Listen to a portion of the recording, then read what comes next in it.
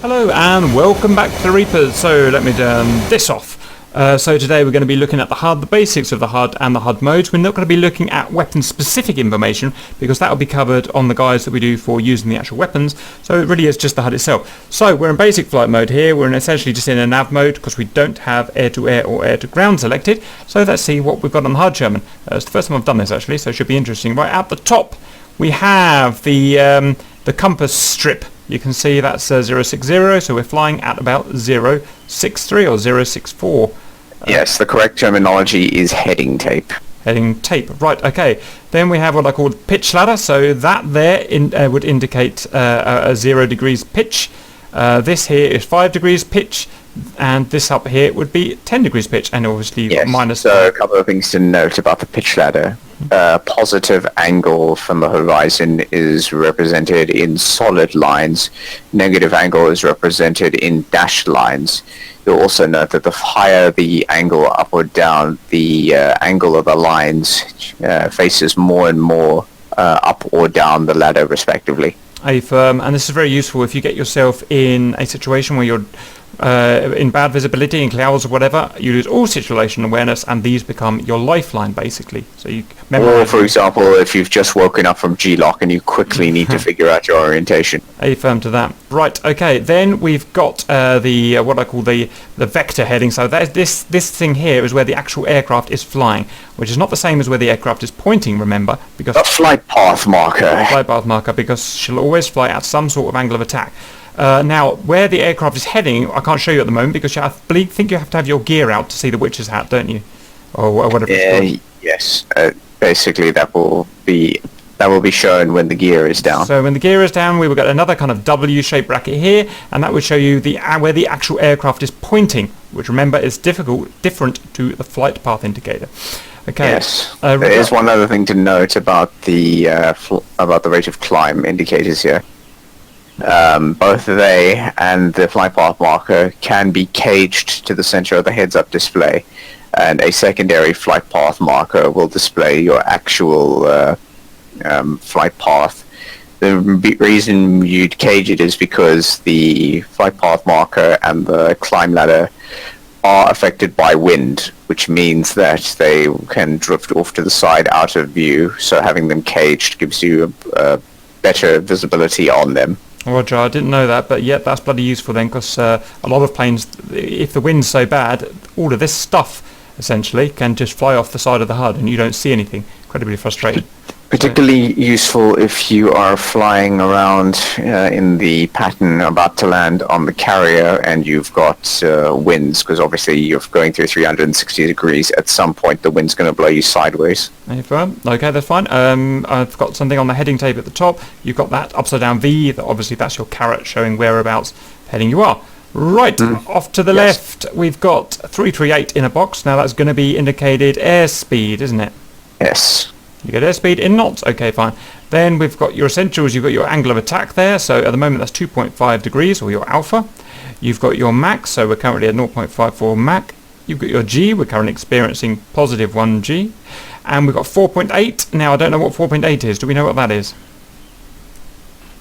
Wait, 1, I believe that's max G that's been induced so far. However, it is not the G limit. It is peak G, I was right. What this represents is the maximum G that the aircraft has pulled, although it will only tell you the max G over 4 Gs. Roger. Okay, I must have pulled up hard at some point. Fair enough. At the bottom we have a kind of crescent-shaped roll indicator with a caret on it. So why don't I unpause it for that standby? Careful not to crash, Sherman. Yeah, I'm an autopilot, so it's fine. That is the bank angle scale indicator. Basically, a limited bank angle indicator useful for telling where you are relative to the horizon in poor visibility. Roger that. And now on the top right we have altitude. Now we've got two altitudes. Right, so no, got it, I remember now. This one here is your altitude in the box. Now that's got to be barometric because we're 3,000 feet above the one you are looking at currently is barometric altitude. However, depending on the mode that you've set it as, it will either display barometric or radar altimeter. So in this case, I'm fairly certain we have it set to baro. Yep, we can change that down there. And the one above that, I believe, is the rate of climb. So 4,720 feet per minute of positive climb. That's right, isn't it? Well, the technical term is the vertical velocity indicator. It tells you your relative velocity. Ava, up, down. that's very useful. In feet per minute as well. Right, so this is the basic nav mode. Now we are going to look at air to ground and air to air mode and see if we get any change. So stand by as I unpause. Up onto air to ground mode. Right, let's see what we've got. So we've no longer got a vertical velocity indicator. We've no longer got a bank, or what I would call roll indicator. So it's just stripped it down, Sherman's all it done. That's all it's done. Everything else is the same, basically. Now, air to ground. Now, if you had actual weapons and you were going to use your weapons, you would get more symbology come on for the weapons. Again, we will use show that on the actual weapons videos. And I'm just going to check air to air mode now. So stand by. I'm pausing. And air to air mode. So the differences that we've got are. It shows you the weapon that's selected at the moment. So the weapon that's selected is AIM 9M, and we have 0 of them, hence we've got a cross through it and 0 there. No, the cross means that you're not cleared to fire them typically because the master arm is on. The 0 indicates that you have 0. Understood. Right, yeah, and I could change that between the different weapons, but yep, that's fine. Otherwise, it's the same as air to ground. Only one comment, so it's very simple. Oh no, so we've got a bore sight thing here, but that's just because we've got. That's the sneak ahead from the sidewinders. Roger, that's literally because of that missile was selected, so we're going to ignore that because it's weapon specific. The only thing I found interesting is that on a lot of planes, when you go to air mode, it usually changes to true speed instead of indicated airspeed, but it stays on indicated airspeed on this aircraft. I just found that interesting. Let me go and check that just to make sure. You've got a Mach number, so it doesn't really matter, does it? No, I just found that interesting. I'm just going to double check. One more thing we need to cover, and we don't need to be paused for this. Yeah. Below the HUD, you've got the HUD elements reject switch. By default, it'll be in the up or normal position. When you switch it to reject 1, it will get rid of a number of things. Most specifically, it gets rid of your Mach number, your G limits, your bank angle, and the boxes surrounding your speed and altitude indicators. Reject 2 will get rid of your heading tape.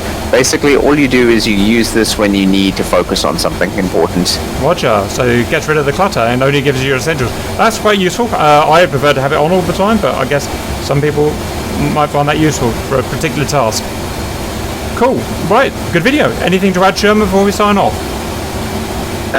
Not much at this time. We'll cover the... actually, there is one thing about the HUD. Perhaps you've noticed the little painted cross on it.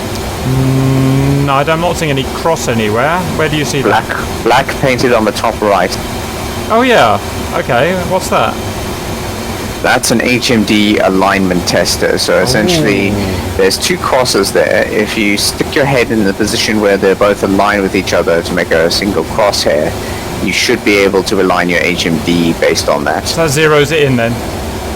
Yeah. Right. Of course, we obviously can't use that, but I thought it would be nice to point out. We don't have a HMD at the moment, but we will do, and we will be using that. Right. Lovely. I hope that was helpful. Thanks for watching, and we will see you later.